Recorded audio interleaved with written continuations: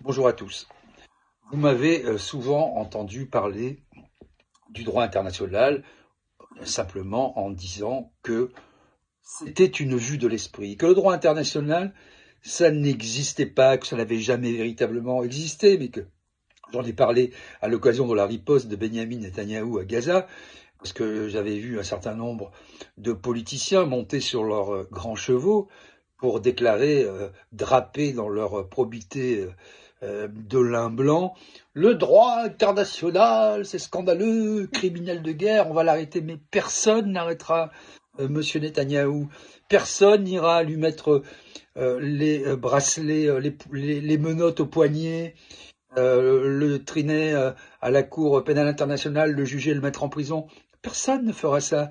Et de la même façon, avec ce que vient de faire Donald Trump au Venezuela en exfiltrant, excusez du peu, un président en exercice. Bon, je ne suis pas un grand fan de Maduro, mais quand même, on se rend compte qu'il réagit exactement comme les néocons qui prétendaient combattre et dont ils prétendaient se différencier. Il n'y a pas de droit international, ça n'existe pas. Il y a, surtout aujourd'hui, des nations qui sont à nouveau dans la puissance, qui s'autonomisent, qui veulent capter les matières premières, qu'il s'agisse du gaz, du pétrole, des minerais qui vont servir à fabriquer les terres rares, qui ont une industrie, qui piquent les brevets, qui font de l'extraterritorialité du droit, et même de l'extraterritorialité militaire. Et nous, qu'est-ce qu'on fait? Rien. On fait des tweets.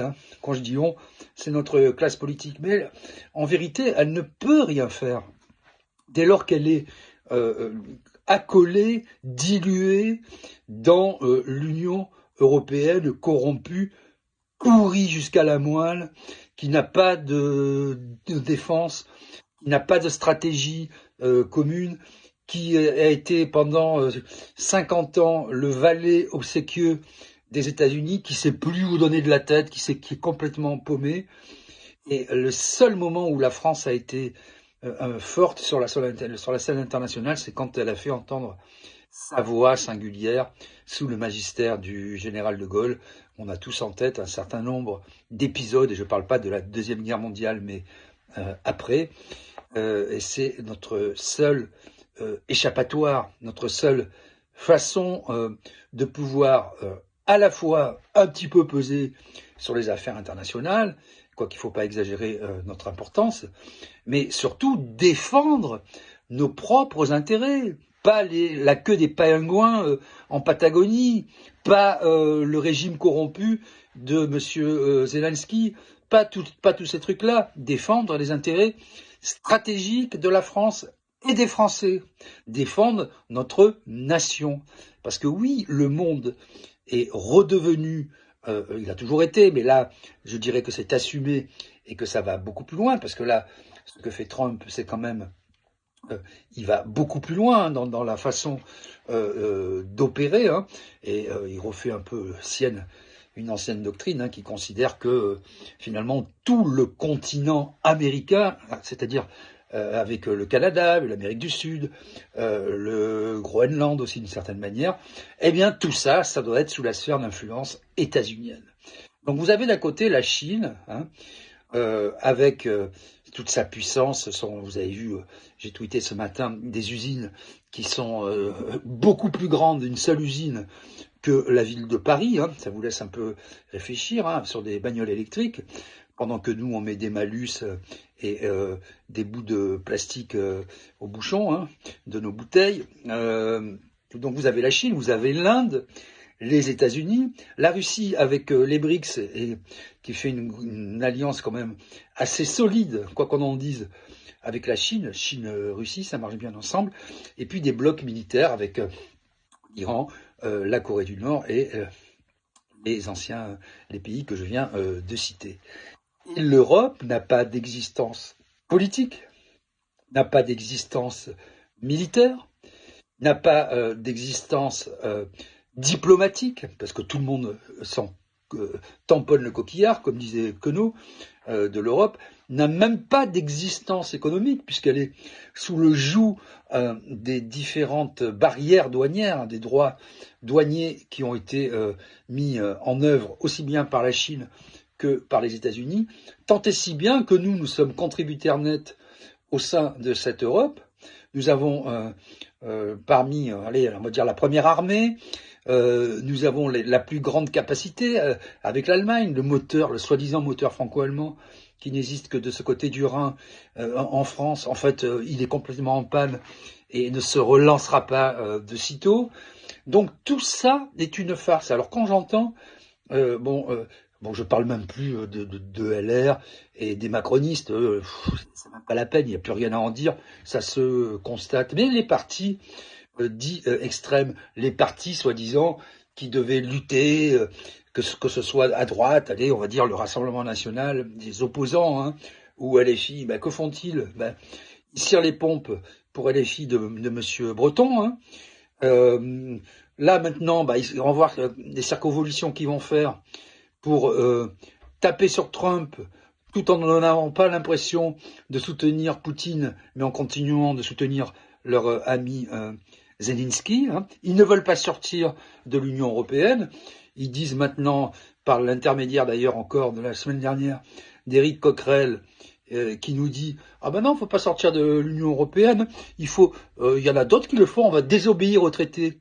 Ce qui est un non-sens institutionnel, constitutionnel, juridique, humain, politique. C'est juste une escroquerie intellectuelle. On ne peut pas désobéir au traité. Il y a tout un tas de sanctions possibles. Il y en a de 3 niveaux. Hein. J'ai expliqué tout ça en long, large, en travers. Ah, on peut le faire, hein, sauf que ça va nous coûter très cher d'un point de vue financier et très cher d'un point de vue diplomatique et économique et militaire. Donc tout ça n'a aucun sens. Et de l'autre côté, vous avez les gens du Rassemblement National, Monsieur Bardella, un ballon de baudruche, hein. Il est hypermnésique, il apprend tout par cœur. Enfin, il a aucun avis sur rien, il a jamais travaillé, il a pas de formation.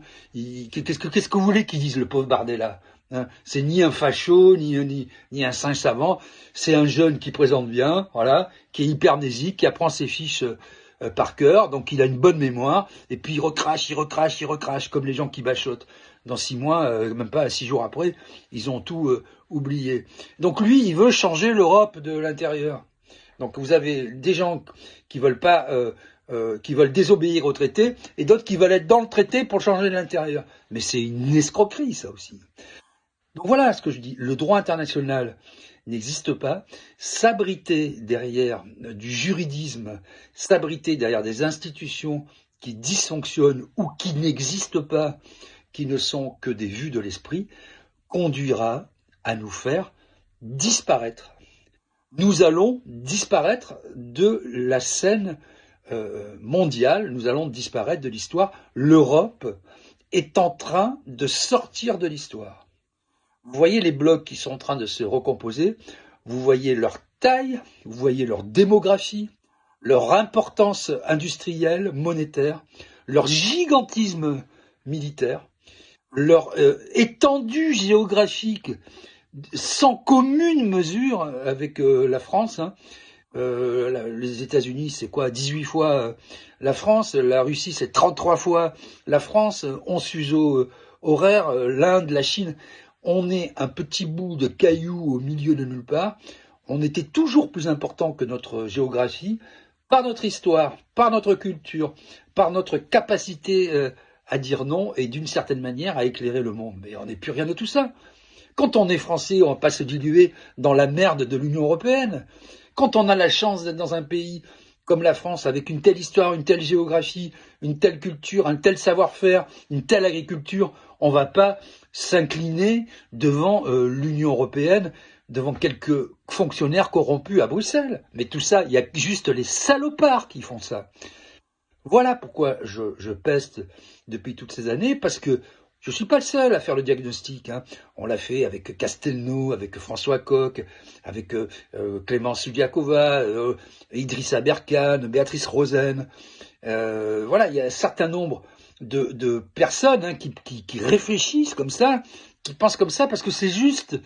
du bon sens, parce que c'est notre passion, parce qu'on aime notre pays, et qu'on n'a pas envie d'être vassalisé par aucune espèce d'empire, quel qu'il soit, oriental, extrême oriental, occidental, du sud, du nord. On veut juste qu'on nous fiche la paix et qu'on redevienne souverain.